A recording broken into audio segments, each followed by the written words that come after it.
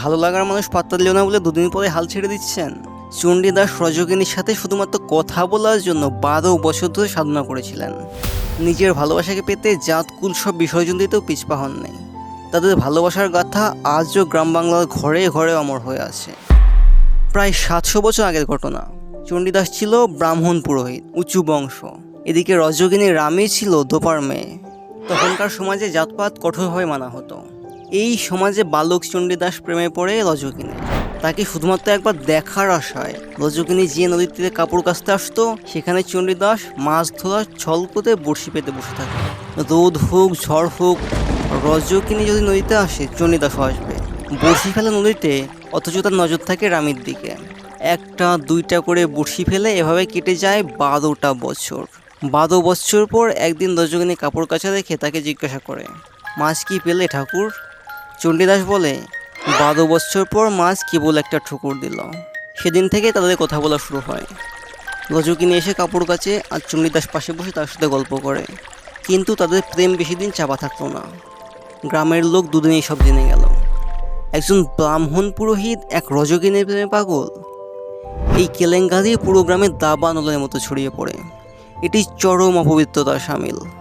রামীকে এক ঘরে করা হয়, গালিগালাজ করা হয় এবং দূরে থাকার জন্য শাসানো হয়। চণ্ডীদাসকে গ্রাম্য সালিসিতে তলব করা হয়।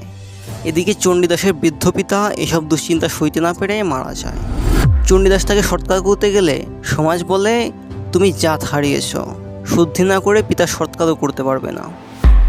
পুরো গ্রামের সামনে সালিশ বসেছে। সমাজপতিরা সিদ্ধান্ত নেয় চণ্ডীদাসকে গোবর খেয়ে জাতে উঠতে হবে।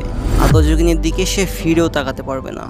রাজি না হলে তার পুঁইতে কেড়ে নেওয়া হবে আর সমাজ থেকে তাড়িয়ে দেওয়া হবে। ভিড়ের বাইরে রজকিনী দাঁড়িয়েছিল। ধোপার মেয়ে বলে সে মন্দিরে ঢুকতে পারেনি। নীরব চোখের জলে সে চণ্ডীদাসকে অনুরোধ করছে সে যেন তাকে ভুলে যায়, রজকিনীর জন্য তার যেন ক্ষতি না হয়। কিন্তু তখন চণ্ডীদাস যা করেছিল সেটা উপস্থিত যেন তাকে স্তব্ধ করে দেয়। সে নিজের বুকে হাত দিয়ে নিজের পুঁইতা নিজেই ছিঁড়ে ফেলে, যেন সে সমাজকে অস্বীকার করলো। আর উচ্চারণ করে সে অমর সত্য, যা আজও প্রতিটি মানুষের অন্তরে প্রতিধ্বনিত হয়। শুনো মানুষ ভাই, সবার উপরে মানুষ, সত্য তাহার উপরে নাই। চণ্ডীদাস এবং রামী গ্রাম ছেড়ে চলে যায়।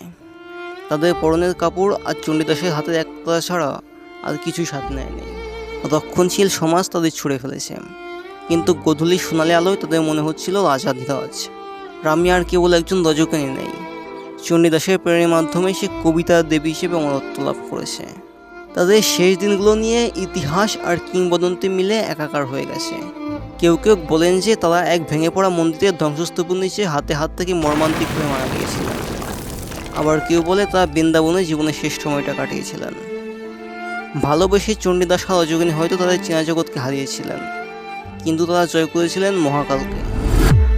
সমাজের নিয়ম রক্ষাকারী সেই ব্রাহ্মণদেরকে মনে রাখেনি, কিন্তু চণ্ডীদাস আর রজকিনীকে আজও সবাই মনে রেখেছে।